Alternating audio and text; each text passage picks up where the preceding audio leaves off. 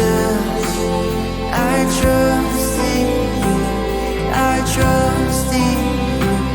I trust in you, Jesus. All right, Damon Owens, good to have you. Great to be with you, Chris. Good. So thanks for coming. Thanks for being part of the men's conference and agreeing to be one of our keynote speakers. So we've known each other for a little while. We've worked together on a few things. But just so in case the guys who don't know who you are and what you're about, why don't you tell us a little bit about yourself and what got you into the whole speaking world? Yeah, thank you, Chris. And it is good to see you, brother. My name is Damon Owens. I live now outside of Philadelphia, though originally from the New Jersey area. And I've been in full-time ministry since 2002, ministries maybe 9 years before that as well, and always around marriage and family. And my wife and I were married in 1993. We were immediately involved in pre-Cana. We were natural family planning instructors. We started to just devour all of these difficult issues as a young married couple, and had a heart, and still do, but we found this heart to be with our peers, to be with other, young married at the time. Now we're old married, but to be around folks in the same pool, because that community, even though we didn't explicitly and intentionally go find it, we've discovered almost 32 years now that public dimension, that public it's the public dimension of a marriage, of the faith life, the spiritual life, of being a man after God's own heart.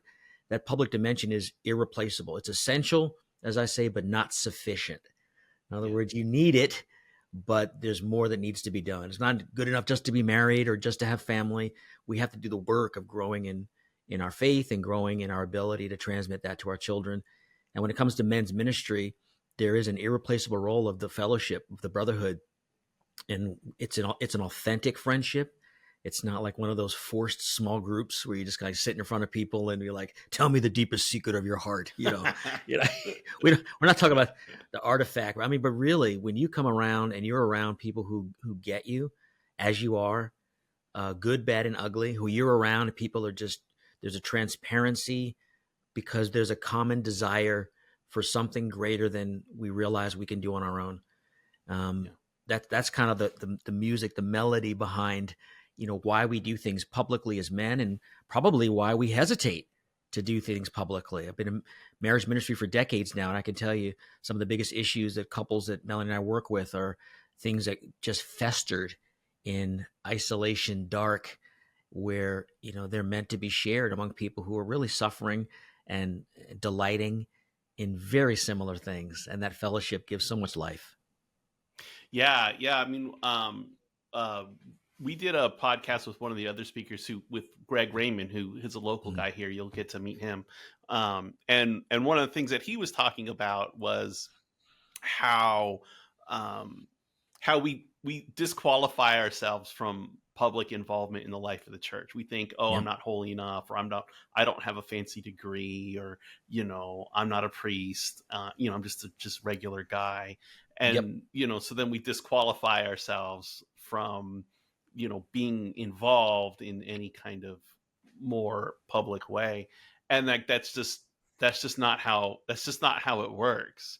I mean, some of us are extroverted and like to be out in a crowd and, get energy from being in front of other people. But even if you're more introverted type or something, there's still a capacity to engage in relationships with others. You're not just a private person. Right. And I think too, just normalizing friendship that's so rare and so, unfamiliar, sadly.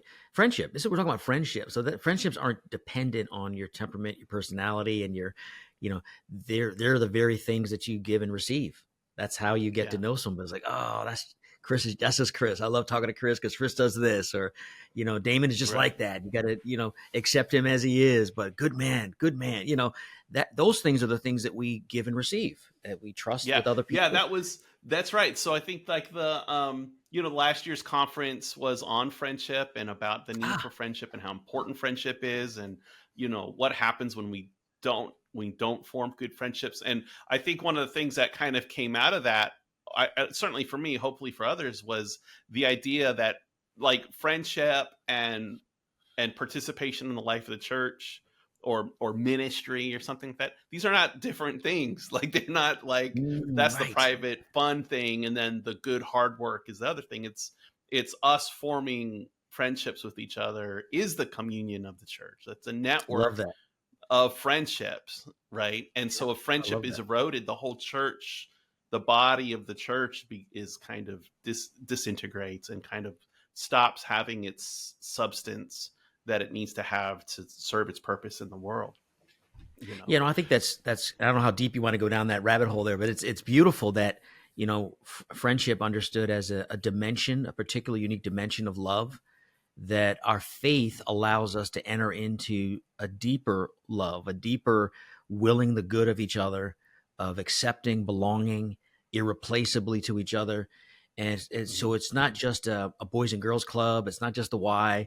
You know, we talk about friendship. We're talking about that gateway into a love that literally is divine, to be able to see each other as God sees us, as sons, as daughters, as brothers, because we share the same Father.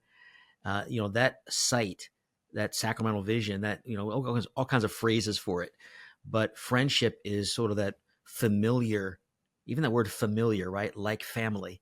It's a relational understanding that we're not just called to mail it in or to just instrumentalize. You get you put 2 quarters in and you get this, or you put, you know, 50 minutes into mass and you get this, you know, you go to confession once a year and you get this, you know, we tend to instrumentalize or to, you know, objectify what really is subjective. It's relational, it's person. So the appeal to friendship is essentially the appeal to enter into another order, you know? Yeah, it occurs to me, and I want to move in the direction of the theme of the conference in Yeah. trust, because if like we do have this idea, I pray so many rosaries and then I get out a grace of something, I'm prayed Mm. for something, and we do kind of have this like, vending machine kind of, if I put this thing out, then I'll get the thing. And the thing about a vending machine is that they're reliable. Like you put the dollar in and you expect to get the Coke out. You But owe then if it me. doesn't, right. And then if it doesn't, we bang on the machine. Like, why is this thing not working? You know, but when we like trust, like, yeah, I mean, if you think of like the vending machine, it's going to work in some kind of reliable way. I don't like put a dollar in the Coke machine and just hope for something good to come out of it, and I want to know how it works so that I can trust it. But like in relationships, like friendships, if we're going to will the good, and I think it's kind of helpful to think not only just, and maybe this is the same thing technically, but not only will the good, like I want the good for you, but to actually pursue the good together, for us to Yes. like engage together in some work together towards the good. So we're working with each other to realize some good. Well, then I have to trust that the good that you're seeking is the same good as the good that I'm seeking. And I don't always trust that. Like, I don't Yeah. know if I want to get involved with Damon. Like, Damon's a nice guy. I like talking to him. I can small talk chat, but I don't want to risk getting too involved with him because I don't really know what he's about or what his Yep. goal is. And so Yep. then we can have these like friendships of like, yeah, I know him, I have a chat with him, but not one that's functioning yet, Yeah. so Well, maybe my we could my talk a little experience bit is, about that. yeah, to your point, my experience is that it's 70-30 the other way, where you may be thinking, hey, do I get involved with Damon and all of his mess? I think the 70% of the time it's like, I'm not sharing my mess with anybody. You know, it's more of the vulnerability of, or, you know, the sense that I've got to get myself good enough in order to, you know, to really enter into a relationship. Or there are Yeah. a few people that accept me the way that I am, but for the most part, you know, I've got to put my Catholic mask on. I got to put my Catholic man mask on. I got to put my work face on. I've got to put my husband face on. I got to put my dad face on. And it gets exhausting flipping all these masks of expectation, because we're afraid that as we are, and maybe I'm just talking about myself because this is true about me, I'm afraid that as I am, just at some point will be discovered as not good enough. Yeah. So that fear of not being good enough makes us, some of us with our temperaments, want to work harder to achieve and perform. and others you just kind of slink away and being like, this Yeah. is not possible. Everybody's faking it, so. That's such a good point. That's such a helpful point, because it's like I I like a lot of times fear comes from the other person won't trust me. Like Yes. if they find out, if they learn the truth about who I am, if they know what I'm struggling with, if they know what's actually going on or what I think, they're not going to trust me. And if they don't trust me, I won't have their help. And if I don't get their help, then I'm screwed. Right. So Yeah. I have to pretend like everything's okay, that I've got it all under control, that I know what I'm doing, and that's sometimes I think those masks of competence that we have. Yeah. But when I'm in, like, the counter to that is the really trusting relationship when we know each other's weaknesses. Well, it's not until I know each other's weaknesses that we can actually help each other. Like, I can help you in the thing that you're bad at, and you can help me in the thing that I'm bad at. And so then together we're better than either of us would be, but that's really hard to do. It's hard to kind of get there. It is. So, And but you and I have both been in ministry long enough to have been really the privilege of participating in occasions where that mask melts, and where that brotherhood, that fellowship is authentic, and that you see, man, even in ourselves, we see ourselves where we just, that moment where we know I belong here. And then that's that first level. The next level is when you realize that you belong irreplaceably to someone. Those are sort of milestones in intimacy of relationship. First is showing up, and then, allowing yourself to be seen. Those are like the entry doors, right? Being present to another person, learning how to listen, and actually care about somebody else instead of how you look in front of them. And then as you start to build that caring and that even wonder and fascination with another person, you start to realize that you're growing in relationship. And when it comes to men and men's ministry, my experience, and again, I'm counting on you resonating with this, there's a moment where you might be in a small group. You might be at a conference like this. You might be at a coffee shop with 2 or 3 other guys. You may be part of a formal program, or maybe something informal with another man. And you realize that your junk that I've tried so hard to hide, the junk that I thought was so invalidating to having friends, gets picked up. And the dude across from me just nods his head like, yeah, man, I know exactly what you're talking about. And you're like, wait, what? What do you mean? That's like that's like the back of the closet. And what do you mean you know it? You couldn't possibly know. I'm the only one. And then you hear their story and you're like, Dad, give me my story back. So that's that belonging, that irreplaceability that I think the men's conferences can initiate. They can deepen. They can be the occasion for it, but you can't force it. You can't force somebody to be your friend. We've talked about that before. Yeah, that's right. And I think with, gosh, it's such an interesting way to think about trust in both directions. So sometimes, if we're hurt, which we all are in whatever way, if we're frustrated, the world isn't the way it's supposed to be. I'm not as successful as I want to be, or whatever. Or I've been hurt in the past. Sometimes we get this like jaded shell of resentment around us that says, I don't need anybody else. I don't trust anybody else, or I'm not going to trust. There is nobody else. Or there is nobody else, right? Or that other person has to prove to me that they're trustworthy before I'm willing to trust them, but then whenever I have that other person has to prove to me they're trustworthy before I trust them, then the measure with which you measure is measured back to you, right? So you end up actually saying that about yourself too, that I'm not trustworthy until I can prove to everybody else that I am. And then that gets us in this place where we're pretending to be more competent than we are. And we end up like a big fish in a small pond instead of being willing to be a small fish in a really big pond, where there are, and I can play my part properly. It means having to recognize that, that I'm part of something bigger. And that the thing that I'm part of can accommodate my mess and my weakness and my, insecurities, Oh, and so good. That's so yeah, good. it's so good. It's so good. It's exactly, I think, the direction we need to go. But I want to You talk know, a little bit about this. Go ahead. Yeah. No, I would say there's one other element to that. I think is keeping it real is that even with all of that internal forum and all that the angst in either direction, there's also the reality that we have so much. It's so easy to be distracted. That the distractions are so accommodating that the 24-hour day goes by, the 7-day week goes by, the 31 days, everything goes by. So it's not like you're constantly meditating or discerning these things. It's just, between the work and social media and families and entertainment and being tired. And we can go for a long time Busy. distracted by that missing sense of not belonging somewhere as Yeah. I am. And then the crisis hits. And in that crisis, we do the whole metaphysical, like, oh, who am I? Why am I here? What's life? And why am I married? And all these kids, we get to the Yeah. crisis and all the stuff gets questioned because our current culture allows us to glide in a state of distraction for so long.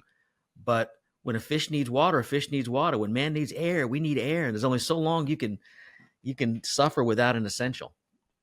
Yeah, I mean, I think that's right. I mean, I think, for example, we need, just to be concrete about that, like we need to have, especially guys. I think that our power has. How do I say this? When we pay attention to something, it gets richer. Yeah. That's a good way to put it, right? When we pay attention to something, the thing that we pay so, like, here, I said this once before, like, if you come home from work and you just stand in your front yard for 20 minutes and just pay attention to your front yard, right? Over time, your front yard will get better.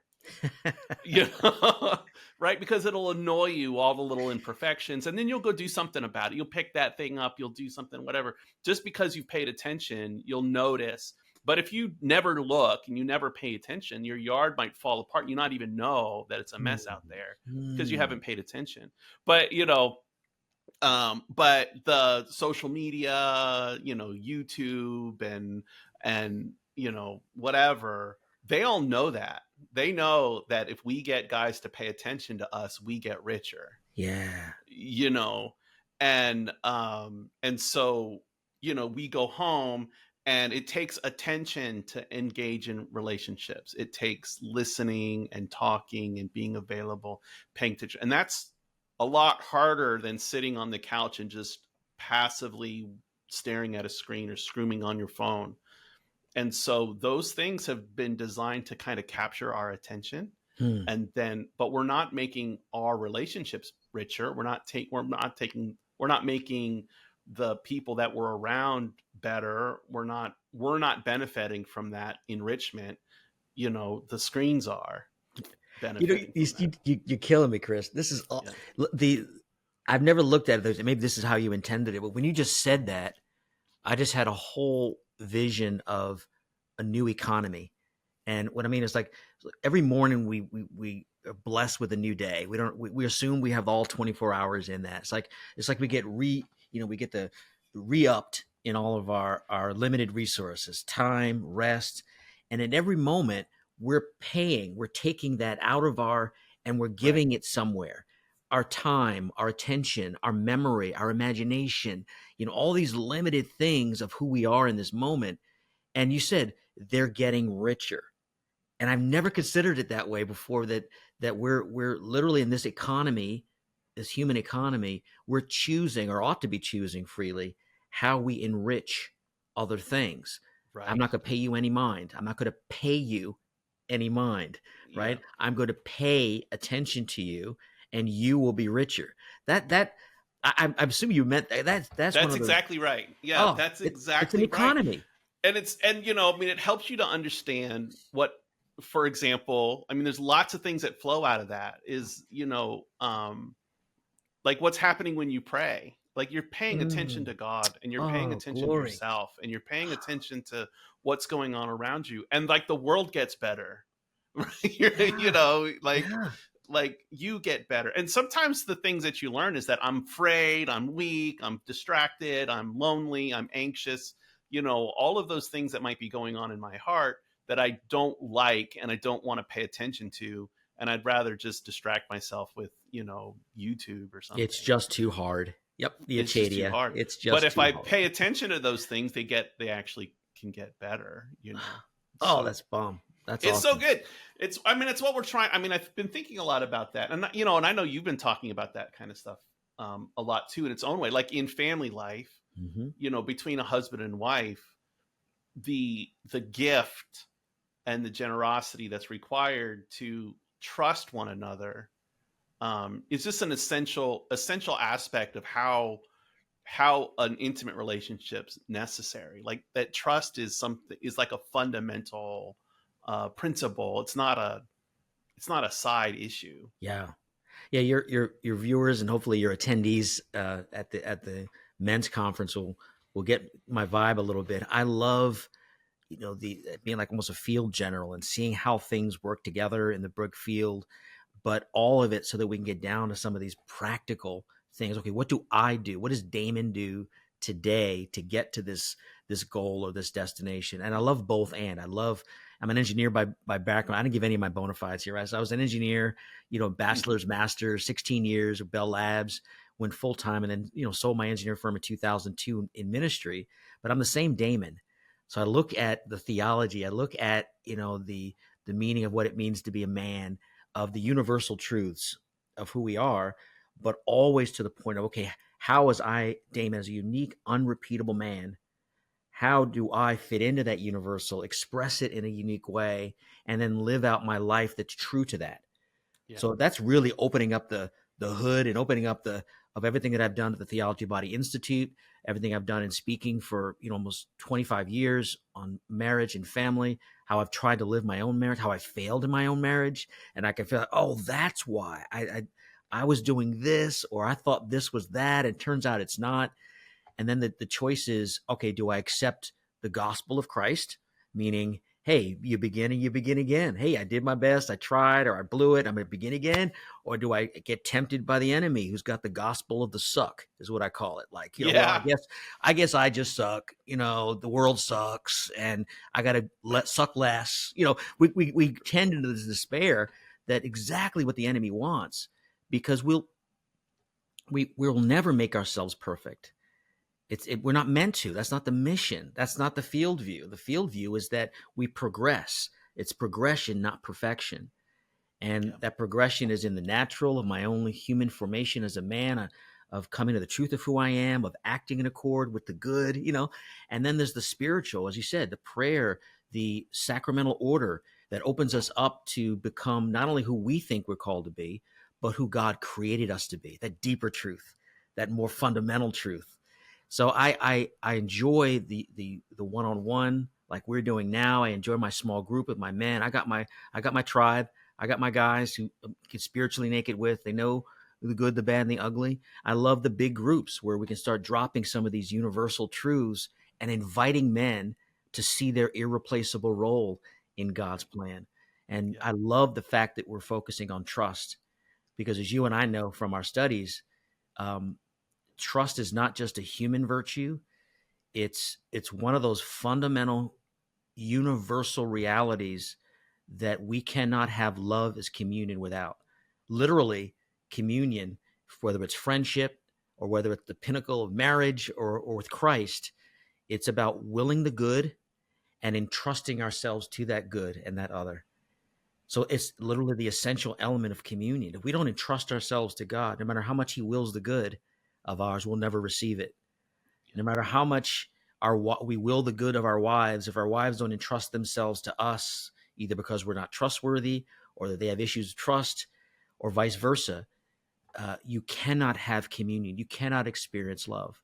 So there's so much to say about that, but that's what it is. It's I mean, there's so many you could talk about that practically, and it's one of those things where like the practical and the theological, they meet. They're not, Exactly. It doesn't become abstract. Like, well, I sometimes I say this, Jesus was perfect. He didn't make any mistakes. Like he came down, he always knew what to say. He always did things the right way. He didn't make any mistakes. And loads of people didn't trust him. Yeah, right? yeah, yeah, yeah. And they Loads of killed him. people. Yeah, they killed him, right? They killed him because he freaked them out and he scared them and they didn't trust Mm, them, you mm, know.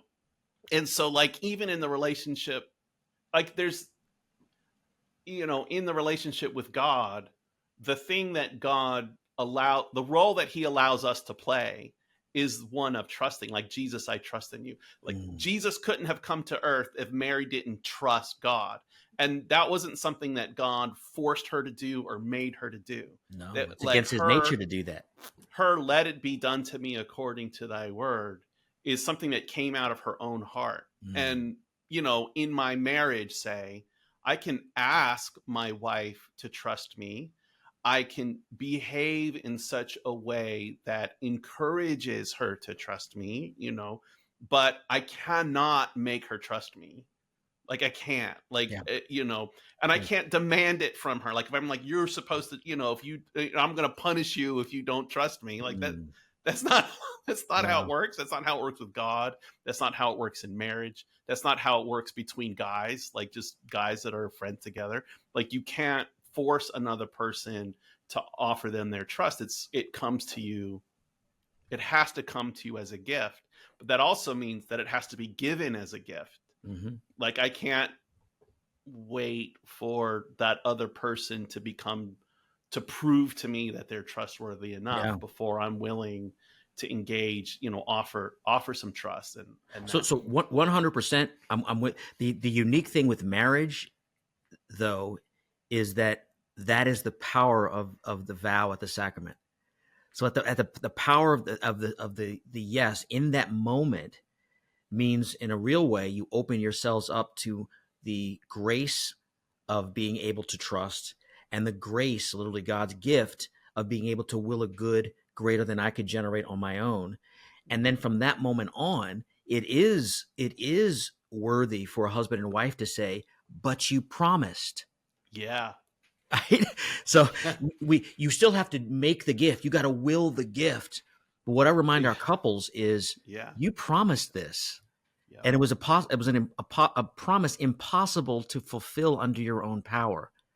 So wrapped Yeah. into that promise is the requisite. I will continue to be in contact with love so that I can love you, Melanie, unconditionally. And you promise to be in contact with trust himself so that Yep. you could entrust yourself to my willing of your good. So Yeah. there's a real power Oh in that yeah. pragmatic and in the sacramental order Yep. of the marriage we're talking about, as true as it is, that you've got to No, make the gift. I love that. I love that so much because, like, in the reality of our lives, I've betrayed my wife's trust. Amen. We all She's have. Yes, I have. she's Damon been, has.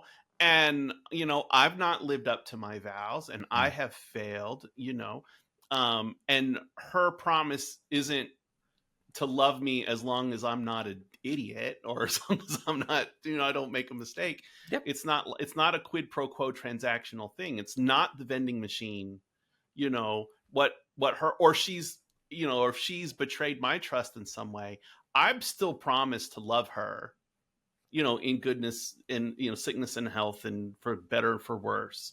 And so Yes. sometimes worse is happening. And so, maybe it's not like at this moment in her weakness or in my weakness, like maybe I'm not trustworthy. Maybe she's not really trustworthy, but but I can trust God and I can trust the marriage and I can still seek her good and do her good no matter what the circumstances of Mm. that are, so that I don't revoke my pledge even if I've been hurt, which is super hard for us to do. Like, It's not. that is I think it's so. not hard. It's not possible for us to do under our own power. Even as we build virtue, it's Yeah. progress, not perfection. We always betray, but we betray in ways that we're either sensitive to or ways that we're not sensitive to. So Yeah. we grow in sensitivity to learn. Well, with Melanie, this is received by her as an act of love and of trust. For her, this is received as an act of distrust and anti-love. And why the family and marriage is a school of love, is because we're learning this. And yet we think we Yeah. go through marriage thinking we have to be like graduate. We're the teachers. Well, Yeah. yeah, well, teaching, half of teaching is learning, right? And half of learning is teaching. So there's a like a mutuality in recognizing I promise this, I pledge this, this is my life's vocation, and now everything I do is measured to become what I pledged. The 4 marks, the free gift, the totality of the gift. I am yours, and you are mine until death do us part. It's faithful, and that this love has the capacity to create new life. It's a life giving. So that is the nature of what marriage is that we consent to, Right. and that we now spend the rest of our lives trying to live up to, and we fail and we begin and begin again, and then we fail and begin again, and this is the norm. It's not broken. This is what school does. You're Yes. learning how to love, you're learning how to be loved. So praise be to God. Yeah, well, I mean, it's so important. It is so important for us to manage resentments. Like, and I think that's one of Yes. the things that make we want to avoid prayer sometimes because we have resentment, and when we Mm. stop to think, we get angry. Sometimes that happens. I know that happens Yes. in me sometimes. Yeah. Or like in the life of the church, like what's going on in the church and what's going on with Father, or what's going on at the diocese, or what's going on, whatever. And it's like messy. And there's a way in which, you were at the Eucharistic Congress. I think that's the last time I saw you really publicly speak, was the Mm. Eucharistic Congress in Indianapolis. And there was a section of that was for people who are in ministry. So like Yes. ministry professionals. It was a big, huge room full of people. Mhm. It was It's amazing. meant to be encouragement Um, for those of us in ministry, and encouragement time. Yep. yeah.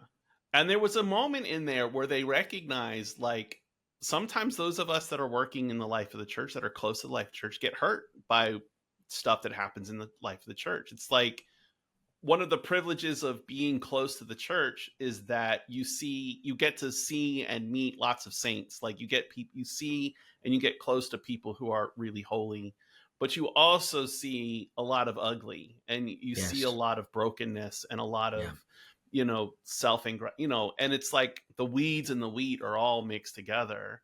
Yeah. And so sometimes you're like, it's easy to become really frustrated. But if we think of the life of the church as a school, Mm. like we're Mhm. learning how to play our role properly, and how to love and seek the good and will the good of the other, even if they're not at their best, or even if they're failing, or even if they're, a problem of some kind, to learn how to do that, how to love Mm. the enemy, how to cooperate with so sometimes we allow the imperfections in the life of the church to really, and I don't want to discount them, I don't want to Mm. diminish them, and Mm. like there's real issues, but sometimes we allow that to just give us an excuse to bail out and say, I'm Yeah. done, Yeah. I'm not gonna I was I'm I not was gonna be part of inoculated, this. Chris. You'll appreciate this. I was somewhat inoculated uh, from that kind of scandal and sort of despair with that brokenness within the church. My dad, growing up, my dad's a retired deacon, Deacon Frank. I grew up hearing the phrase, "Damon, there's Big C Church and Little C Church." And just as long as the difference between the big C and the big C, that's Jesus, that's the bride of Christ. Little C, just men trying to Yeah, make it it's just a work. bunch. Men try, Right. So he kind of set that expectation for me. So I'm sitting in these rooms, these privileged rooms with powerful clerics and offices and vicars, and I'm hearing things coming out of their mouth, and I'm like, "Did you just say that?" Or did that just Right. happen? Like, and so part of me is still like, but the other part of me is Yeah. like, all right, well, you know, he's got Yeah. something to work on. She's got something to work on, but not like, oh Yeah. my gosh, the whole church is a fraud. The whole thing is hypocritical. Yeah. That's not realistic. If we did that I on mean, every aspect of our life, we wouldn't engage in anything. that's right. I mean, that's what happens with friendship. Like the same exact pattern. Yes. Like it's funny. You have this idea of like you have, our relationship with God, Mary, and the fiat, and these big, and then you have like people in the life of the church, and it's like an image of this. It's the image of the next higher level, and then you even have just, you have marriages, and then you just have like just dudes that are friends, and like that same pattern happens, like that.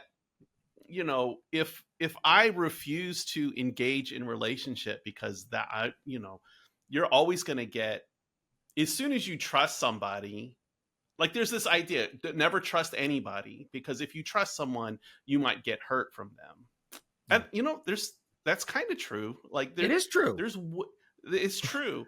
But what we forget is that God made us as adaptable things. Like we can learn when things go poorly, and we can become wiser, and we can become smarter, and we can heal, that we can heal, and we can get stronger, and we can have a more authentic relationship, and have a more mature relationship, and a more honest relationship. And we can get rid of more juvenile ways of understanding, oh, we're going to be best friends, and we're going to swing in the swings together, and now we're going to be men, right? We're going to be men. And at the risk of going too deep, there's a pattern here that I use in coaching with men and husbands, a pattern that we can use in sort of unwinding those. Because when you're angry or frustrated, or you feel betrayed, those are all emotions which are hugely valuable. We're emotional creatures for thinking. We're more emotional than thinking, right?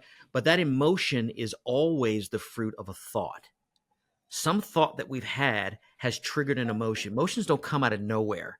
They don't hit us like the wind, right? They're the fruit of a thought that drives an emotion.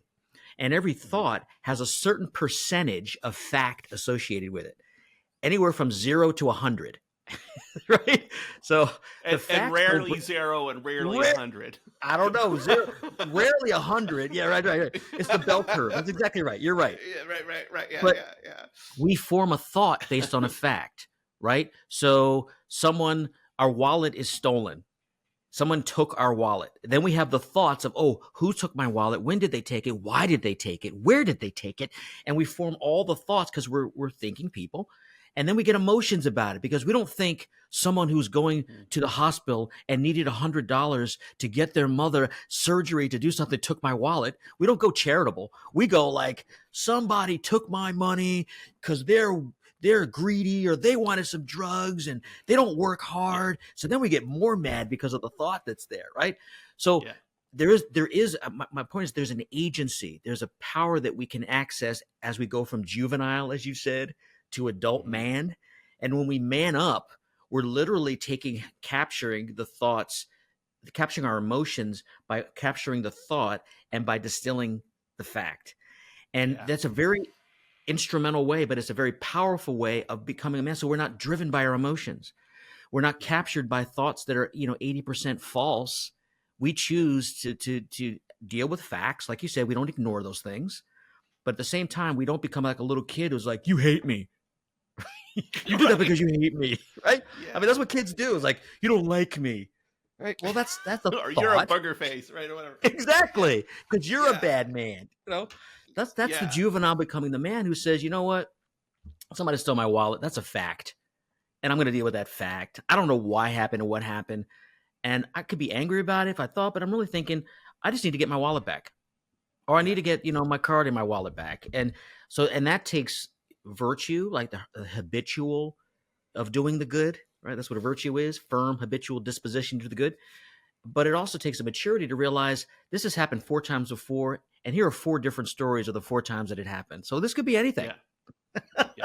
Yeah. I mean, I really like that. Like sometimes we have this, like one of the things we're trying to foster with this whole men's conference and men's ministry and conversation we're having here is that sometimes we have these kind of shallow expectations of what it means to be a Christian, or like if I'm a Christian, I'm never supposed to get mad, I'm never supposed to get angry, I'm never supposed to I'm always supposed to be patient, and I'm always supposed to love my neighbor, and and then I realized that I'm not that, like or I'm supposed to always have my emotions under control, I'm never supposed to be sad or any, I'm not supposed to experience negative emotions or something like that. But the reality is, it's like we do have, and we're not as a rule, men are less sensitive to especially negative emotions than women are, just as a rule. I mean, there's a bell curve on that too, and it overlaps. But to be able to say like, okay, my emotions my feelings have a purpose. Like God gave them to me for a reason. and they Yes. mean something. And so I could say, okay, why am I frustrated? Like, why am I yelling at my wife right now? I'm not mad at her, but I'm yelling at her. Why? Like, what's going on? And if we can be attentive, then we can learn, oh, you know what? I'm super stressed. I'm hungry. I'm tired. You know, I'm really tempted by they have in AA, HALT, HALT, HALT, Yeah.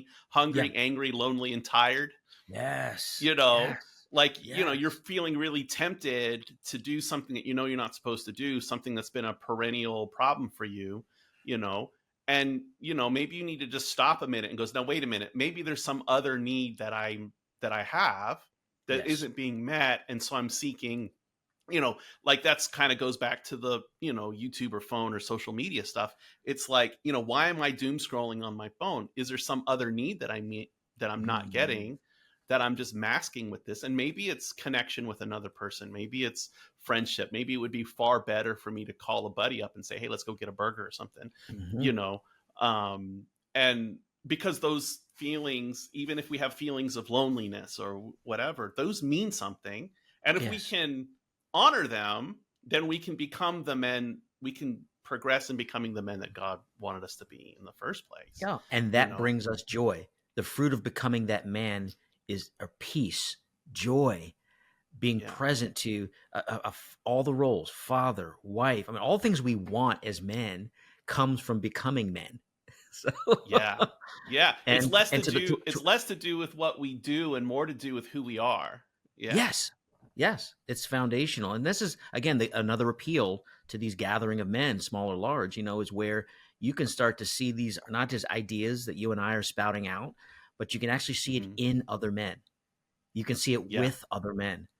And it Yeah. becomes real. It becomes fleshed. Like this isn't just some idea. Listen, I love talking to Chris because he knows exactly who I am. He gets me. He's been through it, and that's what you do. It's a shortcut. It's a cheat code. It's a cheat code to to getting all these things Yeah. that flow from a whole identity.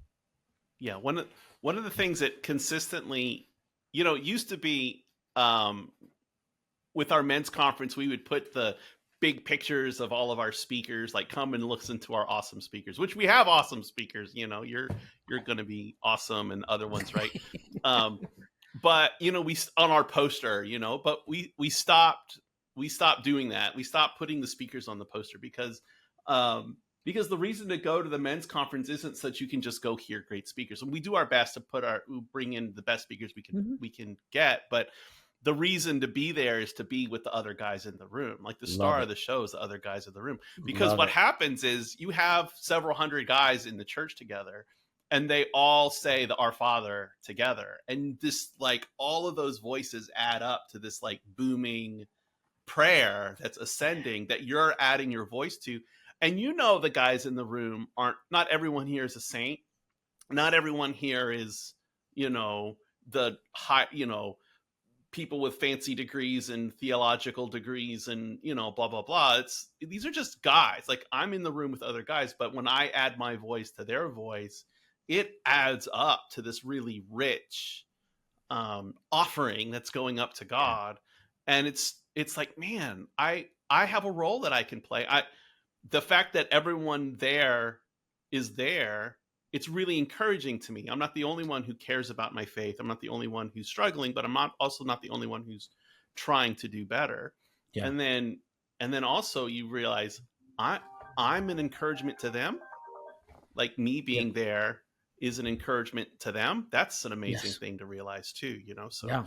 Well, um just one gentle correction for you, because I know we're friends and I can do that. yeah, Everything you no, said is good. absolutely true, right?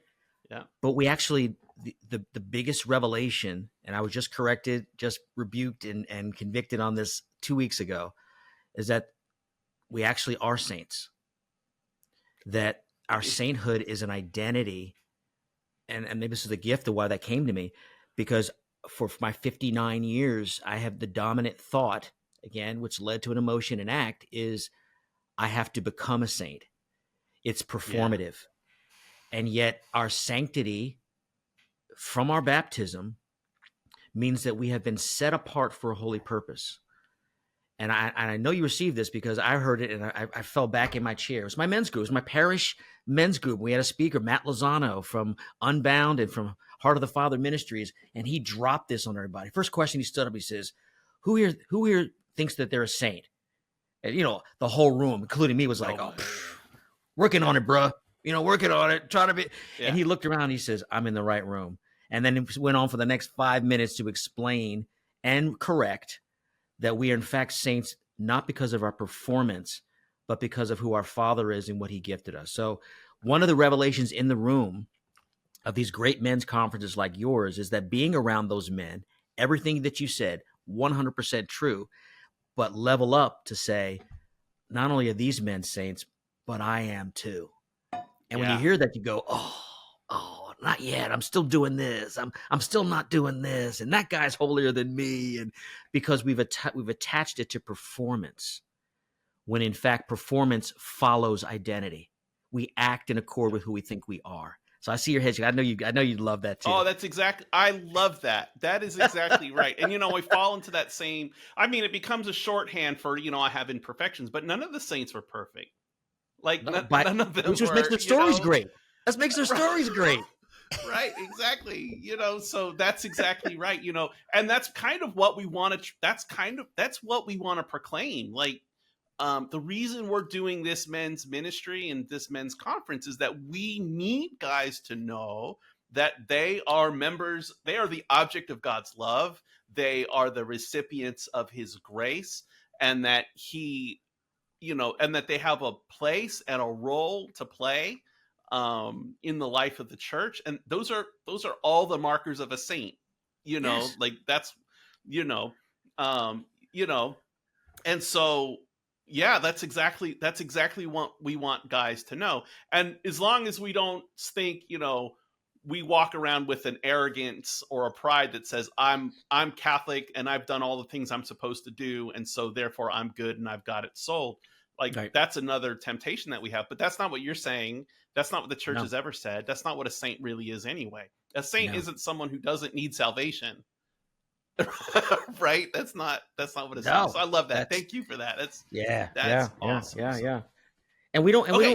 The human form is that we don't take that performative. It's a performative outcome to say I earned this, and the arrogance that flows from it. That's a performative. I did this, you didn't, so therefore I get the props for it. But with the gifting, it's actually the opposite. Mercy is the opposite, where you're like, I can't believe I received this. I am not worthy of this. I want to live worthy of this. You don't get arrogant. Well, we're running out of time, but I mean, gosh, you're just opening up a whole other thing. But, the good things I do, there is a performance part there. We're expected to do things, but it's not like if I do the good things, then God will love me. It's the other way around. God loves me. And because I know that, I respond generously. I respond with gratitude, So it's like sometimes we talk about this in marriage. It's like you never know who loved who first, but what it feels like is that the other person has done something good for you, and because they've touched you, you want to respond with generosity. You want to do something for them because they've loved you first, right? Or God has loved me first. And because of that, I want to respond.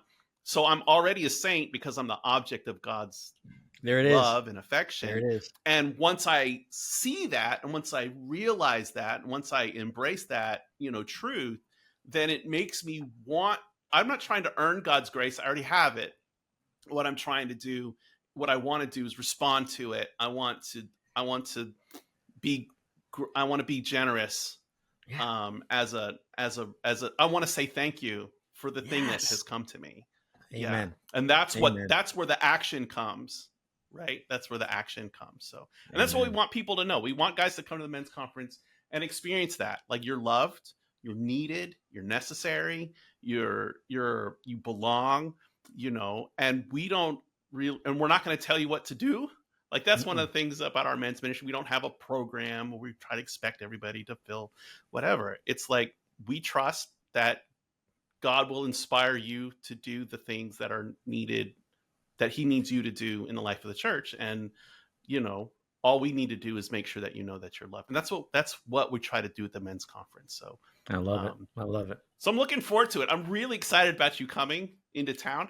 So Me you're too. going to spend an extra day in town. Is that right? Well, my daughter lives in New Orleans, right in their city there, and I've got friends like you who are in the area, so I'm going to make sure I get a chance to visit my buds. Good. You know, Brian Butler is in the area, and other folks. So I will definitely get some time there to see my daughter and spend some time with friends as well.